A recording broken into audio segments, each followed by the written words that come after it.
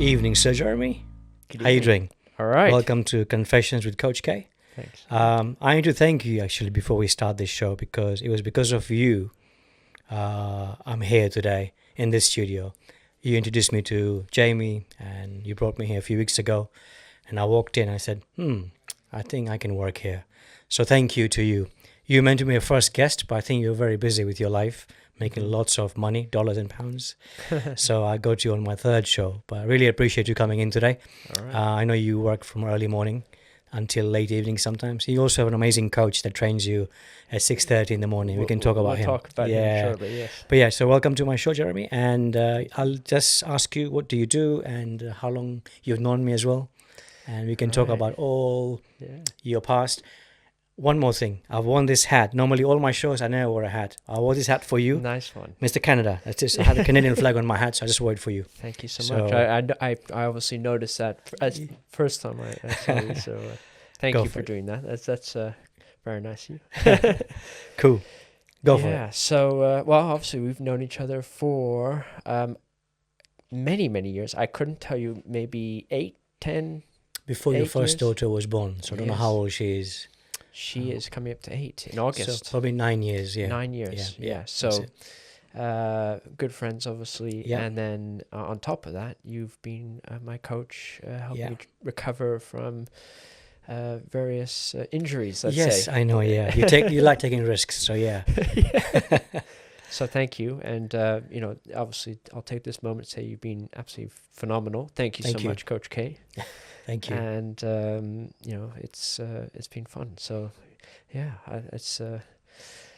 let it continue. Excellent.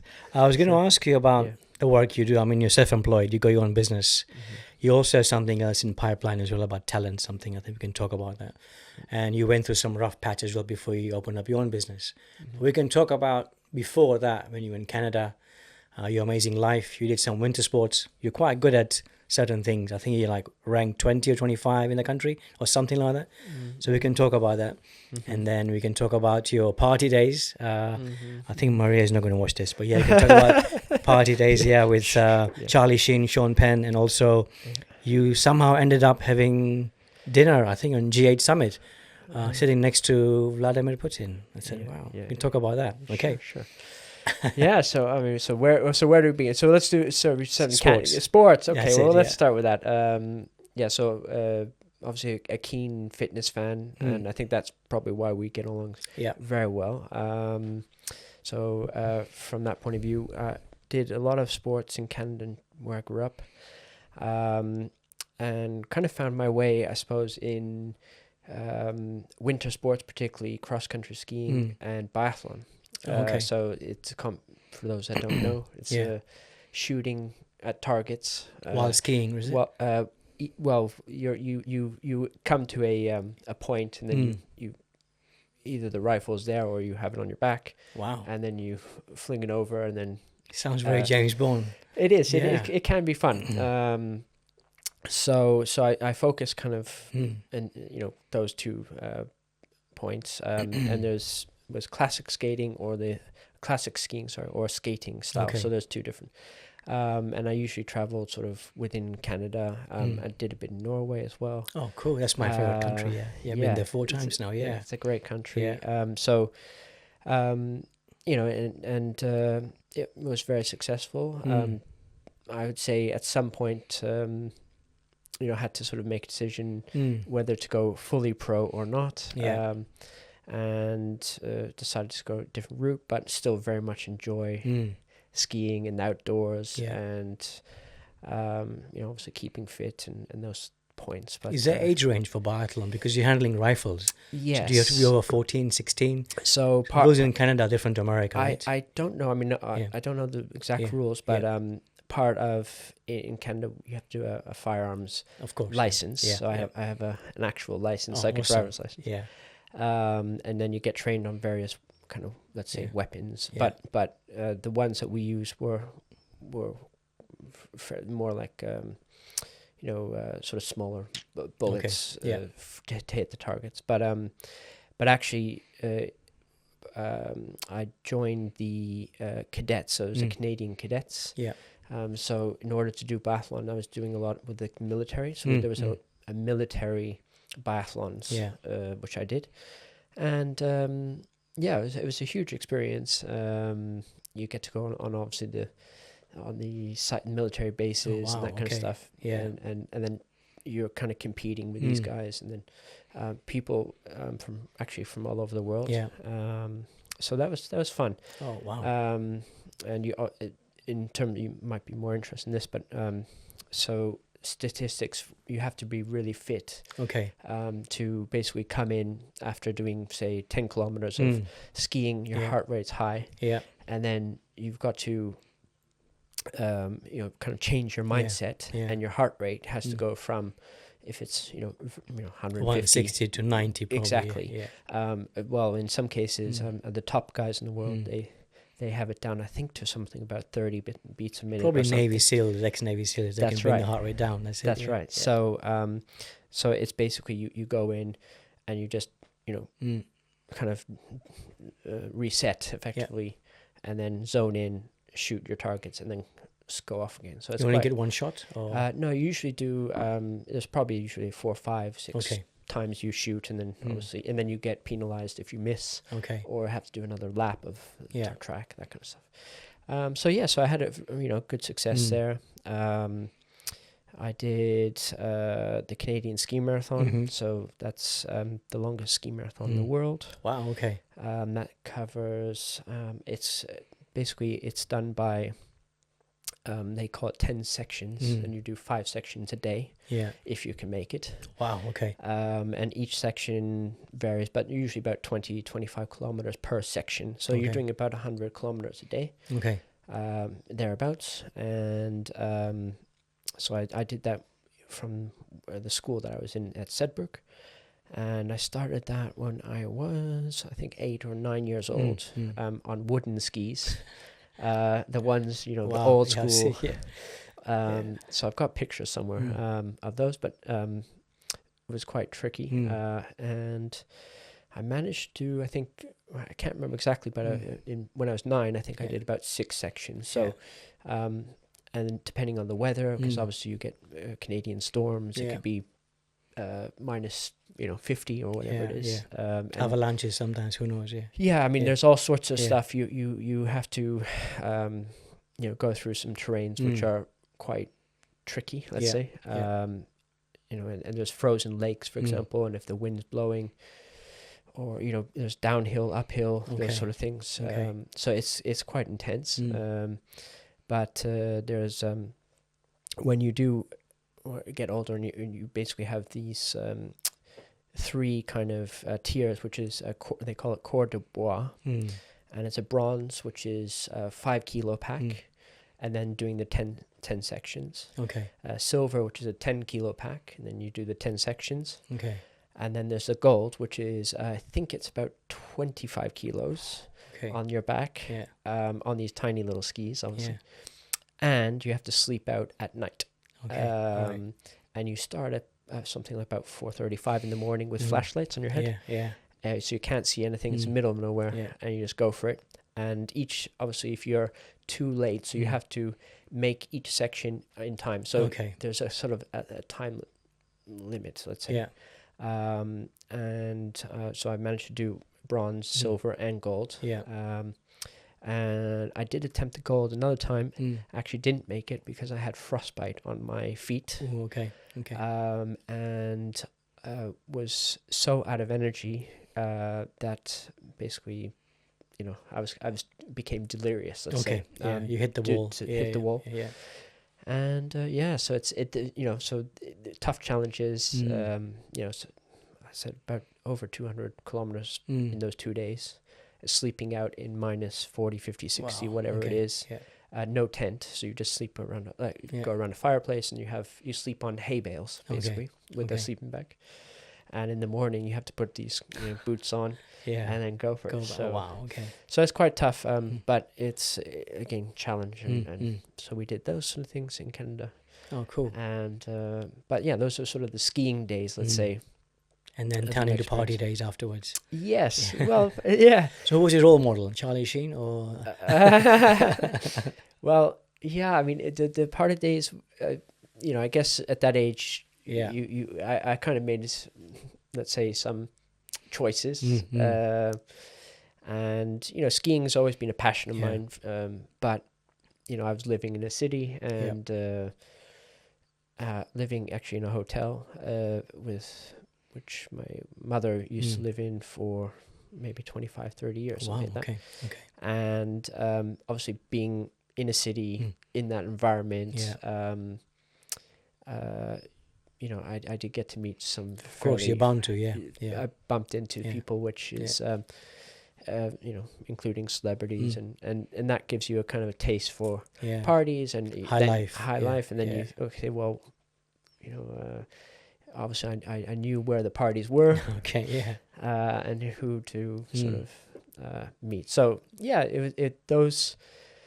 I did meet some fairly influential people, and in the hotel there was a lot of guests staying there, like the GH summit you said about. So there would be politicians, there would be A-class celebrities, sports stars, so for example when we had the Molson Indy racing, so it's like a Formula One kind of cars in Canada, so they used all the teams, the drivers used to stay at the hotel. So I was a big sort of motorsports fan. So I got to know the drivers quite well, and got some great invites to go to the races with them. Got to go in some of the race cars, those sort of things, and then I met some other sort of sports stars. I mean, I think some of the basketball players I think I was meeting some pretty high-end basketball players, tennis stars. So when the Canadian Open would happen in Toronto, or just outside, a lot of the tennis stars used to pitch up. So this is 90s or? This was sort of 90s. So when Pete Sampras and that's right, Agassi and Chang and all those lot. That's right. So all those guys. Quite often I bump into them, and actually it was funny because in when I was growing up, in the summers I used to teach tennis. At a kind of local summer school place. So I had all the tennis gear and all that kind of stuff, and quite often when the Canadian Open was on, I would actually be going down the elevator with all my we were sponsored by Wilson, so I had all the rackets and all the gear, and quite often it's just funny, at the same time obviously there's a lot of paparazzi outside, and it's kind of fun to play with games with them, but come out of the hotel with my tennis gear on, with the hoodie on, with my pretending to be a celebrity. It's awesome. So often it was cases where lots of photographs, and I just sort of hide my face and then go off, and it was fun. But a lot of games like that, and actually, and in just up the road from where the hotel was, there was a place called Yorkville. It's very hot for celebrities and parties, and the Four Seasons Hotel was there. And so when you had the Toronto Film Festival, for example. Which is pretty big, and certainly now. They would more or less kind of shut down these hotels, so no one could really go in and out, and there'd be security at the door and that kind of stuff. So obviously my hotel, I would just walk straight in, and then in some of the other hotels in the Yorkville area, I always remember, well, how do I get into these hotels? I don't have a pass, and I'm not really privileged there. So you didn't know Coach K back then, I didn't know you. Exactly. So I thought, okay, well, so I grabbed the hat, probably similar to yours, put the hat down, and walked really, really fast. And when you do that, the head down, and you just steam forward, you automatically kind of get paparazzi, some Yeah, cameras, you know, yeah. they start chasing you. And Yeah. because you have that chase, Yeah. when you get to the front of the door, They just, the door people already know that, Yeah. you know, this guy's got a problem. So they open the door straight in. Fantastic. Yeah. And then obviously the parties, once you're in the hotel, That's it. you're in. And Tom Cruise was there at one of the sort of drinks parties, and some other really sort of famous people, Yeah. you know, drinking martinis and whatever I was doing Yeah. there. It was really fun. It Wow. was And you left all that and came to southwest of London. absolutely Wow. Okay. Big change. Yeah. to meet people. Yeah, like you, you know, right? Coach K, of course. Yeah. Cool. What So, was that reason coming here? The transition that happened from Canada to here. Family and Yeah, family. I think. Well, yeah. I mean, obviously, I guess everyone has their sort of ups and downs. yeah, yeah, And to be honest, you know, I guess there was kind of a moment of toughness, let's say. You know, with my mother particularly, it was challenging. yeah. She had certain expectations at my age to be. I think she wanted me to be a prince. Don't all mothers do that? And marry a princess. Okay. Something along those lines. So you married a princess, but you didn't become a prince. Yeah. I think that's where we are at the moment. Yeah. So I guess, and then, you know, as you said, I wasn't particularly naughty, but I would certainly like to party. Of course. And with that, obviously, came some frictions. Of course. Which, So I think my direction was maybe I was looking for a direction. Let's say I did actually start at 18. My first business, selling computers. That didn't go too well, but it was something I knew that I wanted to be an entrepreneur. Coming back to the expectation that your parent had about you, how has that changed you regarding your children? So if do you want them to become something, and if they say nope, I'm not doing that, how would you handle that? Because or you would be okay with whatever they choose? That's a really interesting question. Because social media is a big thing now. Yeah, and people make money by selling pictures of the photo of their feet. It's like they don't want to work, and I'm like, that's they're all influencers, of course. So I couldn't really truthfully answer that. I think every child is different. Okay. I mean, the other day, I haven't been, Magnolia, my sort of middle daughter, I had a fantastic time with her the other day by myself with her for a couple of days while Maria was away. And I didn't actually have to tell her anything. We just connect. So maybe that's her age, maybe it's where she is now, or etc. But in terms of the,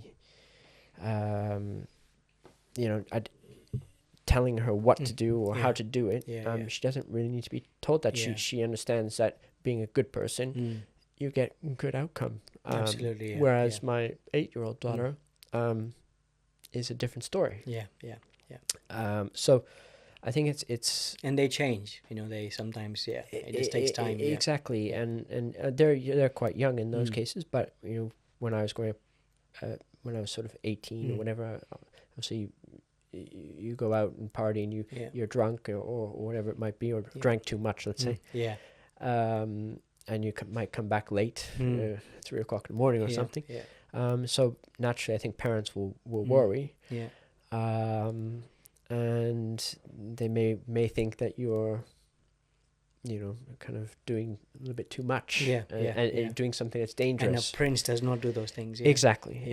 So those are the moments I had to try to choose, and actually, I discovered many years later that my mother had some, let's say, some imbalances in her health and her mind, which I think started to kind of happen in my teenage years, which made us clash a bit.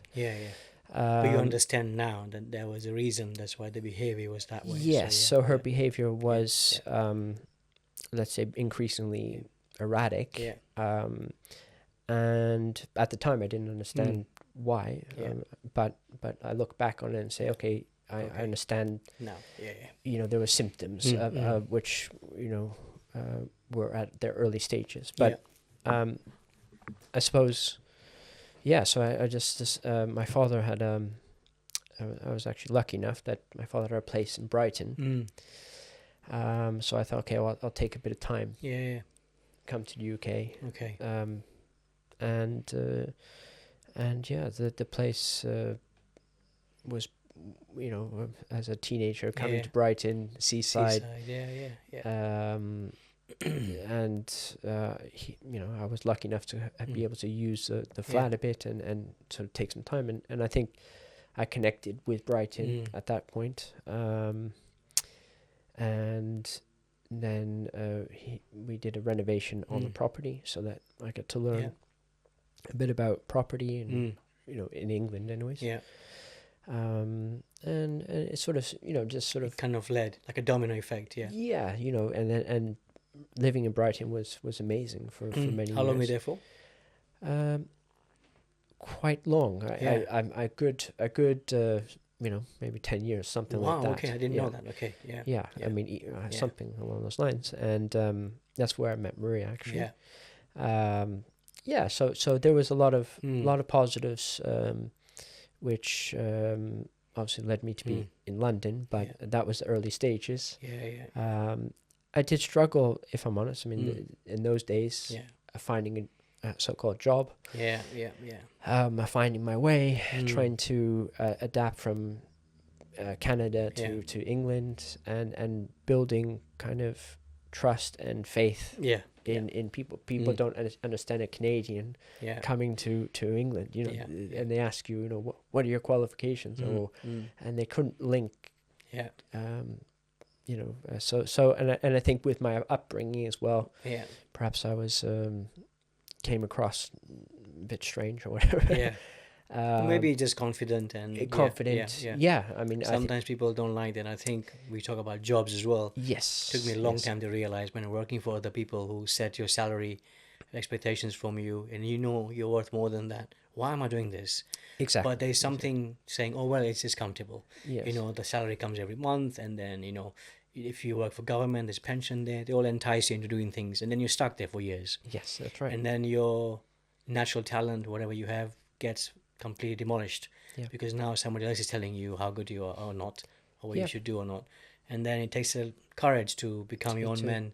And of course, there's going to be failures, as I call it, feedback. And then it takes time. And then you realize, hang on there, I could have done this long time ago. But I always say there was never a right or wrong time. It's when I was ready. Then if I was ready in my 30s, I could have done that, or 40s, doesn't matter. And time was right. So I think I'm a better person now by doing all the other things. Absolutely. So, and that is actually some of my darkest times in Canada, which we didn't really cover. But essentially, I did have some dark times where, you think kind of it's over in the moment. Actually, those are the times which, if you can pull yourself together, you learn, you carve out these moments, which make you stronger for the future. And certainly, when I was starting, and you have to make a decision, wrong or right. You have to make one. Otherwise, if you're indecisive, that's it. You have to draw that line. Whatever the outcome is going to be. So so there were some deep moments, but through that, obviously moving to Brighton kind of gave me a fresh start, and then it was a bit bumpy in terms of, as you say, being accepted, finding, going to a job, 9 to 5, hating it, not being paid enough, all those usual stuff, not being valued, and I think in our hearts, as you probably know, I always knew, okay, I can do more. I wasn't, I'm not meant to be sort of where I am. So, you do go through those moments, but and one of the jobs actually, I was doing telesales, which was for a food company. Did you send it to India, or were you doing it from here? Well, I did actually go to change school your in name India. to Kapil or something. Yeah. I was schooled in India. Funny Oh, enough. were you? Yes, Oh, wow. When was that? when I was 16. Wow. So Okay. I did Whereabouts? in a place called, was in the Himalayas. Okay. And it was a place called Sonar. How long for? How many? I was there for a good 3-4 months. Wow, I Something like didn't know that. that either. Okay. Oh, wow. Okay. Yeah. So that was again, that was wow, what a sort of an experience to sort of brings you down to earth. Yeah. And yeah, but that's another story. But yeah, so but no, the call center was in Brighton. I was just on the outskirts, so that was all right. But it was very funny because well at the time I can't remember what happened, but it's something along the lines of I didn't phone a customer as I should have, and got put to the side. Detention immediately. Naughty step. Yeah, you can't stand there. Yeah. And it was one of those moments where I think they were wanting to find a reason to get rid of me. Of course. So that was the moment. Yeah. Okay. But it was one of those moments which it was filled with kind of joy almost for me, because what they didn't know was for about a year prior, I was sitting at my desk and I had a BlackBerry. Yeah. Oh man, those phones! Remember that? Yeah. Yeah, exactly. And they I still miss those phones. I yeah, love. Yeah, well, BlackBerries are obviously being Canadian. And what they didn't know was on my BlackBerry, while I was making phone calls to customers or whatever it is, or I was actually starting my own business. Awesome. Yeah. And I actually had deliveries happening downstairs in the food business of the I was starting a kids toy business. Yeah. So I had deliveries arriving downstairs in this big warehouse of toys. And sending customers emails, and I would go quickly to the washroom. Hello. Speaking to the wholesalers, whatever. And and the day that they sort of, let's say, found out I didn't call someone, they actually put me on they kicked me out immediately. Escorted the me. FBI. Escorted. Actually, there was funny stories. But they escorted me off the property. Oh wow. Okay. And it was quite serious, for not phoning someone. Did you fight back, or are you okay with? No, I was a bit grumpy. Yeah. I'll be honest. Yeah. It felt a bit rough and ready, but but my father actually gave me a very old sort of 1980s Mercedes. Yeah. In a very terrible color. Anyways, but it did have a lovely sunroof, an electric one. And it was spring, and the sun, I don't know, it just suddenly shone. Yeah. It was super nice day. Yeah. I opened this car window and I thought, boom, I'm going to start my business. I'm going to launch it now because that company paid me for, I believe, 4 or 6 weeks, something like that, full salary while they investigated. Yeah. Your Toys R Us business. No, well, not that. Well, they investigated why I didn't phone the customer. Okay. So I got paid. Investigated. Yeah. So they did a whole thing of investigation. Only if you said I forgot, they wouldn't buy that. Yeah, I can't remember. But anyway, but it didn't matter because what it meant was it gave me the slingshot to. I would have probably never made the jump. Okay. Or never really. I basically got pushed out. Yeah. But I was ready to be pushed out. Okay. So you became the wolf of the call center. That's right. All right. Yeah. Like DiCaprio. Yeah. Yeah, I know. So that moment, I knew straight away. I opened my sunroof, and I thought, okay, great. The only thing was I didn't have a place to sell the toys, but of course, I called a friend of mine who happened to know someone who was opening a store who was going to rent a little space. And I think it was something like the next day or the following day, I had this kind of area, 6-foot area where I could put a table and some cloths and then put my stuff on top, which I did.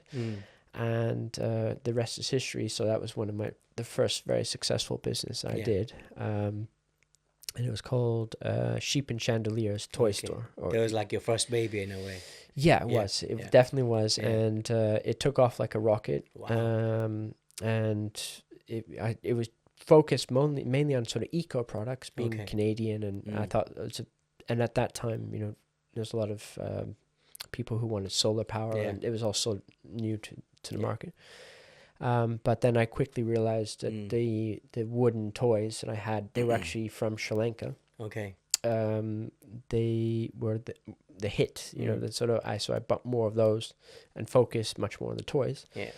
And yeah, I mean, I just remember from this little table, Mm. I was selling more than I think one of the companies told me, the wholesaler said I sell more than John Lewis Oh wow. Okay. in their statistics Yeah. or something like that from this table. So Yeah. it was kind of a Oh man. Awesome. Yeah. proud moment. Of course. Yeah.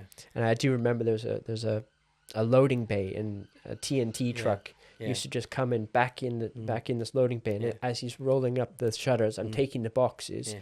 because I didn't have stock, so I had to take Yeah. it straight to the customer off the truck Yeah. Yeah. Yeah. because I had customers waiting. So Mm. it was just Mm. sort of, it was quite quick. Wow. So we did that. So I that did. happened thanks to BlackBerry and those security guards who threw you out. Yeah, exactly, thanked them, exactly, that's it, exactly. yeah. So things do happen for a reason. Yeah. So I'm a great believer Mm. in in those sort of Yeah. dark moments. You Yeah. can usually meet someone, or Yeah. something can happen Yeah. to trigger you to, for example, the bike accident that I had. Yeah. Yeah. Right. Yes, we were good friends, Yeah. but you became my trainer. Yeah. We did recovery. Yeah. And here we are. course, So yeah. there's Yeah. some moments where things happen, maybe Yeah. not for a reason, but they happen for Yeah. they guide you to maybe a better place. Yeah. I think Tony Robbins said once, maybe I'm wrong with this quotation, he said, it's in the moment of a decision that you make that your destiny is shaped. Mm-hmm. And I think Absolutely. it's like you make it it could go either way. Yeah. But it's like when you look back, and so it diverts slightly. First show I had a book here called Conscious Coaching. And the guy who wrote the book, he's one of his videos, he said, when you become somebody at a certain age, you have to look back and look back in time what had made you to become who you are. Mm-hmm, mm-hmm. And I had to look back thinking, how did I become a coach? Because in Yeah, my culture, yeah. we don't have coaches, man. We are like Yeah, either dentists exactly. or That's right, surgeons that's or right, yeah. engineers and stuff. Yeah. And I realized going back, I was born in East Africa. My parents don't know this, but I was picked on, bullied, spat on, called names by Africans because we are minorities. So I always believe in any country you live in, if you're a minority, whether you're Asian or when Europeans are picked on as well. Mm-hmm, mm-hmm. But I never could retaliate. I was quite small, weak. Yeah, yeah. But I didn't. I chose the right path to do something about myself or my body, training, martial arts, whatever. Yeah. And maybe that stuck in my mind that maybe one day I'll help others as well to get to where they want to, because I never had somebody help me. That's right. Age of 8 or 9, it was stuck in me probably. That's right. I didn't realize that until I got into my 30s. I'm like, or 40s. I'm like, this is the reason I've become who I am. And also working. I worked with young offenders.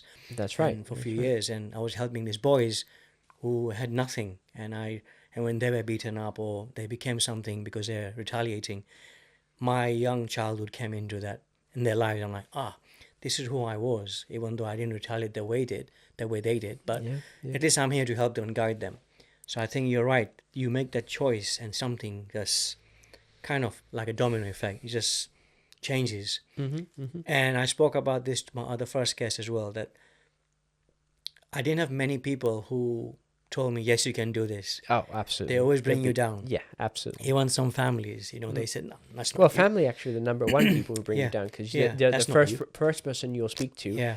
You ask your wife Yeah. or your father or whatever. My many lovers, yeah. So. Exactly. we won't talk about it. No. But sorry to interrupt you, but that is actually, those are the people that you put confidence in most. Absolutely. So your say your lover. Yeah. What you will say. My you know, female lovers yeah. make the trade. Yes. So, yeah. I Totally. think even though you're going to go ahead and do it anyway, but you tell somebody, You want reassurance. at least some kind of backup saying, that's a good plan. I think you should do it. You need, kind of helps you a little bit. But often in those cases, they'll say no, because they're stuck in their 9 to 5 job, or they're or they,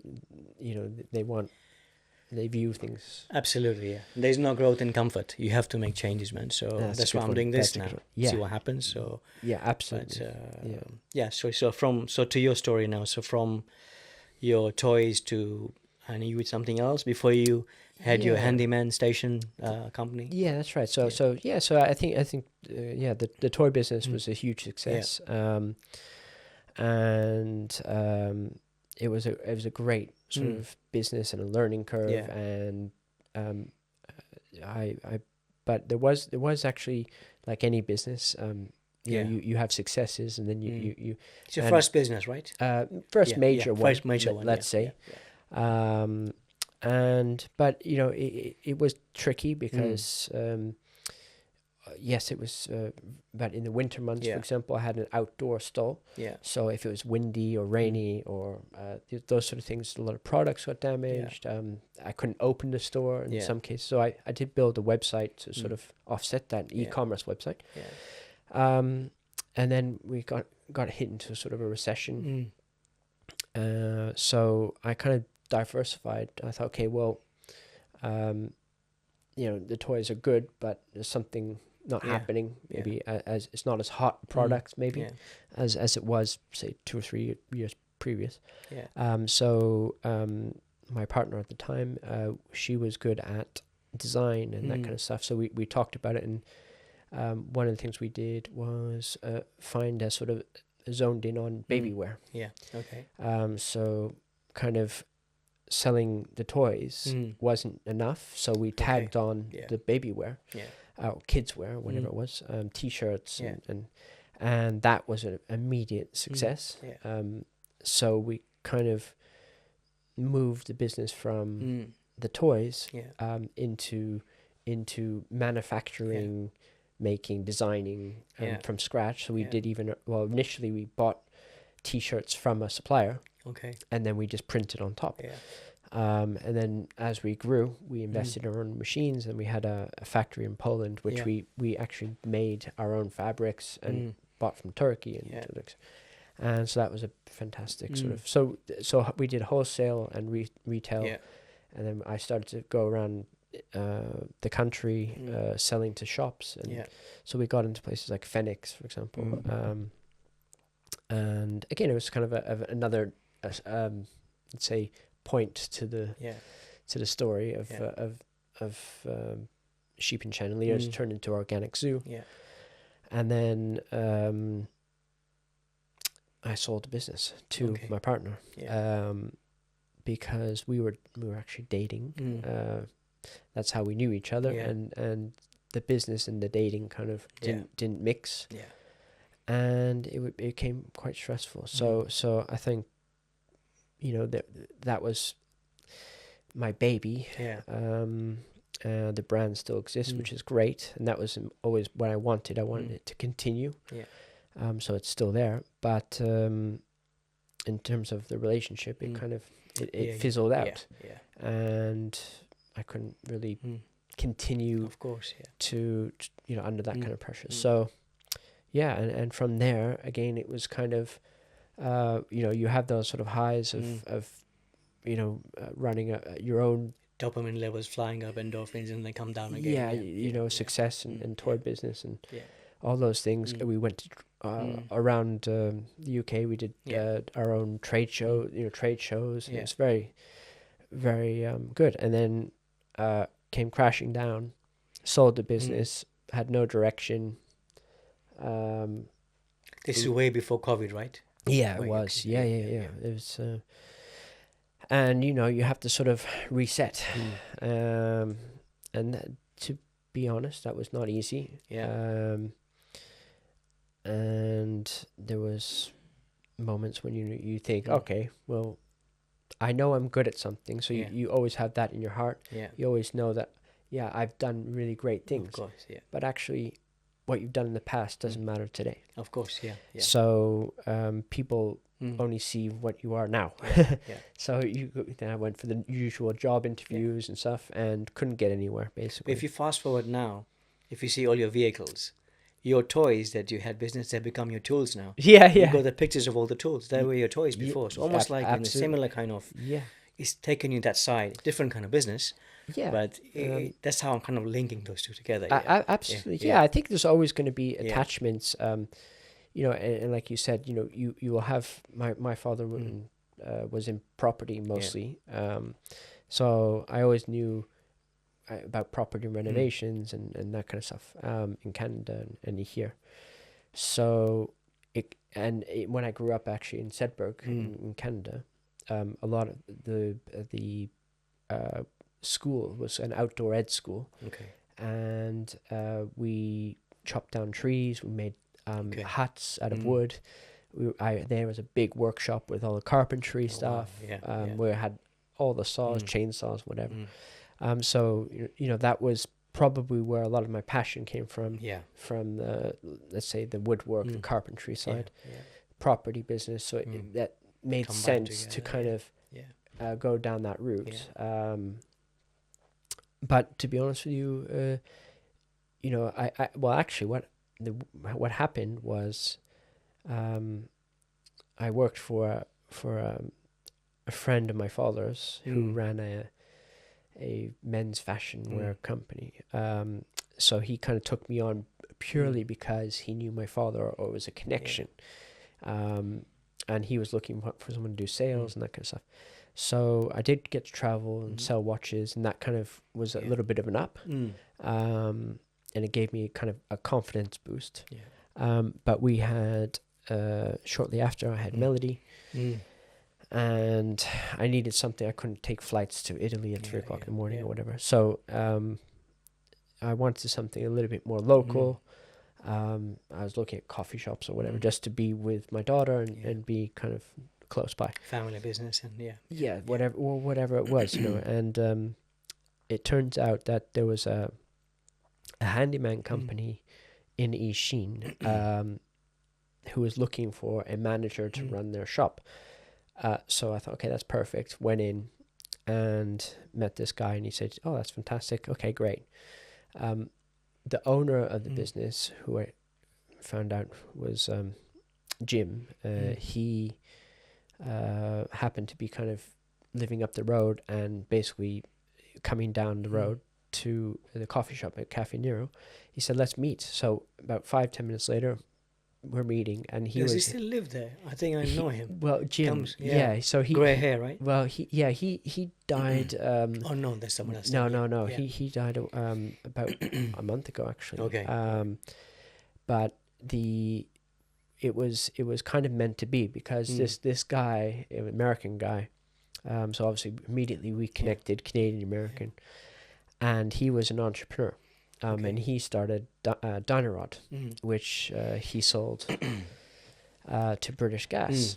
He started in the 60s, and it was an incredible story of entrepreneurship and that kind of stuff. And he sold it for many, many millions. And he actually ran some other really successful companies. And we just kind of hit it off in this coffee shop. And he said, "Hey," and he's talking American, you know, "Hey, I hear you're an entrepreneur." And I said, yeah. And he said, "Perfect. Yeah, you know, and here's my CV." What I think it was like, you know, I don't care about CVs, you know, let's talk business, you know. So my shop is, you know, I want you to grow it. And So he just launched into it. And I said, "Okay, sounds perfect. You think you could do it?" "Yeah." "All right, let's do it. Start tomorrow?" "Yep." "Okay, great." Wow. And it was like done. No CV, no nothing. Was just hard chat, go. And he wanted an entrepreneur. He didn't want all the CV stuff, and and he wanted to he was a franchise guy. Okay. So his vision was to franchise. This was his first shop, and he just wanted to grow the shops and just around the UK. So that was the vision. And he was in his 80s or something. Wow. Okay. Yeah. But full of power, and very successful. And to work with someone like that Yeah. who's, I mean, as I said, he passed away about a month ago, and He must have been 90s now. he was 93. Yeah. And he was all over the papers, all over the newspapers, that his, you know, how successful he was, and obviously his passing. So that sort of where I am today was kind of inspired a little bit by Jim, and he taught me so much in terms of business, and you know, gave me kind of a let's say a thorough business check, let's say. So from there, they actually closed down in the end because the son didn't want to continue the business, and sort of, I would say, there was a bit of a gap between when I finished and then starting Handyman Station, but essentially, you know, it kind of fit well with I thought, okay, I wanted to just do something kind of similar, but maybe with a better service, with a better, you know, idea, let's say better idea, and it sort of took off. And then at the same time, at the other company, Handyman, 0800 Handyman, was closing. Okay. So that company was giving me a lot of their old customers because they couldn't fulfill the orders, and some of the guys that were working for that handyman company came over to work for me. So it was just a perfect timing, perfect place Everything to be fitted. And then we kind of took off, and obviously we used the e-cargo bikes, which are. It's been 3 years now, Handyman Station? It's, three and a half years. 3.5 years, yeah. Wow, okay, right. So it's gone really quickly.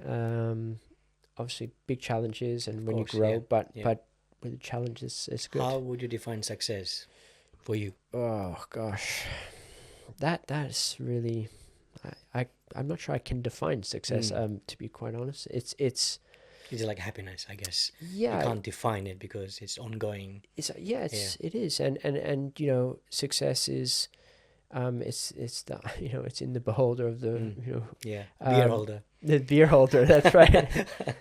I think success is well, what I would say is, it always makes me kind of happy when, for example, I might be going to see a client down the road. Yeah. And I pass by my bike with my face on it, right?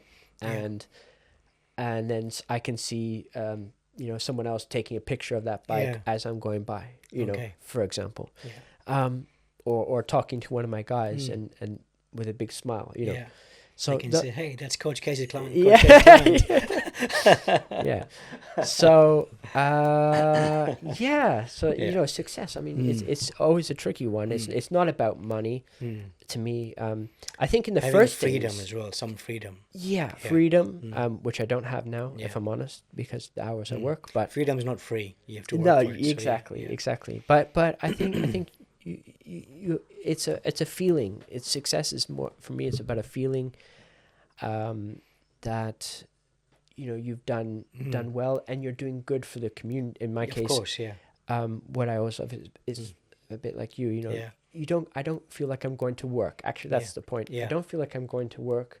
I feel it's a joy, and when I see happy customers, when I see my bikes, you know, or the van, we have a van.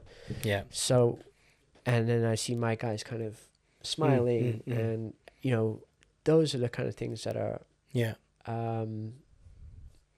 the moments of success. Moments you of kind success. of you realize, okay, now you know what.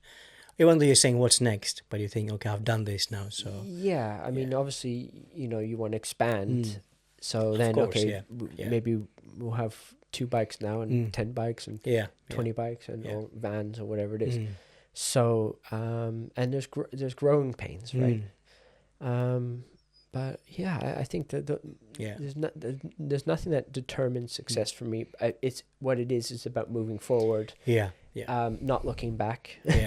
Obviously, being comfortable enough that you have enough money in the bank. So you don't have to worry, and those sort of things. So you don't focus on the money.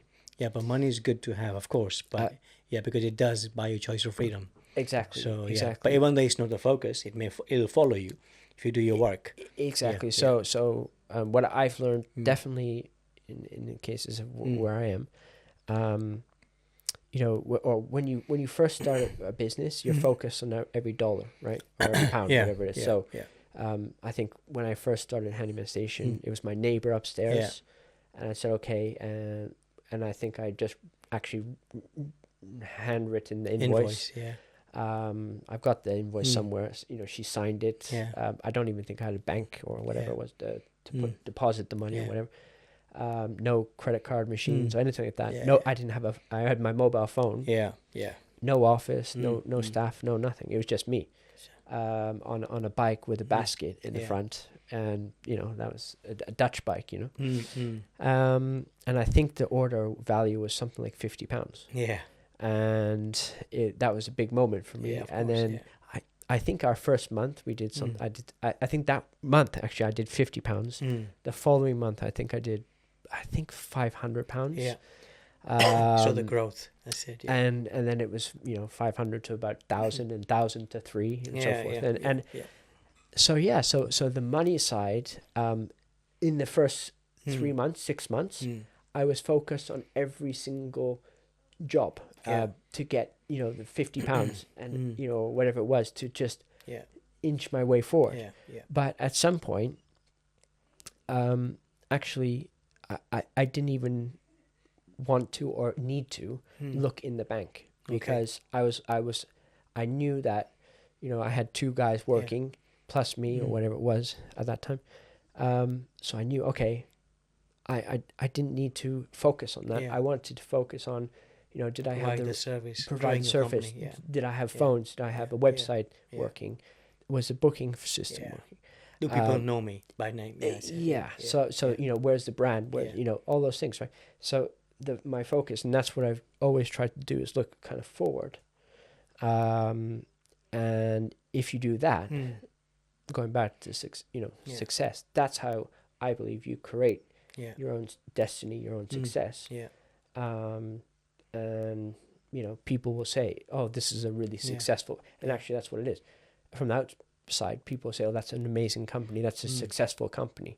So that's where success lies, right? It's in the viewpoint of others. Yeah, there's a guy called Joe Polish. He said, if your work, if you call it work, if it has to be easy, lucrative, and fun. So it's called ELF. He calls it. He said, when you have that, people around you, your team members, they'll enjoy working for you as well. And then production will be better, and then everyone's happy as well. And there's always going to be ups and downs. You're going to have disagreements as well. That's part of work, and if you're growing your company. But if you just focus on the success and try and explain to them, we're doing this for all of us, not just for me. So we're all in this together. I think that's how big companies do well, how they treat their customers and their staff as well. I think Richard Branson, he started selling magazines, and he went into music industry, and then he went to train industry, and then he went to airline, and now he's doing space travel and stuff. And I have a feeling his business model is the same. He's just using it on different platforms. He is, and that's actually what now, as I think just you mentioned, I mean, now I'm focused not on, well, I am focused on Handyman Station, but a Talented People Group, as I think I mistakenly sent you, but you know, so that's like the new some new branding that we're doing. And it's the focus is about talent. And you know, so that's where I'm kind of thinking that I want to go with growing Handyman Station, but growing different companies as a group. And I think that's you know, you've got to always grow, as you know. Of course, you have to grow, keep growing, otherwise there's no growth in comfort. We come to the end of the show. Time has just flown by. But thanks for coming down today, and I think maybe we'll do one more. There's some guests I'd rather do 2 hours, and there's so much to talk. So thanks for coming this evening. Thank you very much. I appreciate you sharing your successes and all your party years as well with us. So thank you, and you know, I'll shout it out to you right now that you've been amazing. Thank you for your support, and you know, your training has been phenomenal, and what you do is Thank you. Excellent. So Appreciate it. yeah, That's it, you know, as you know, and I'll see you tomorrow morning. I Oh, think it's 6:30, yes. 6:30 in the 6:29. Yes. Yeah, 6:29 tomorrow morning. Cool. Thank you so much. No worries, you're welcome. Thanks for watching Confessions with Coach K. Please don't forget to click like, share and subscribe.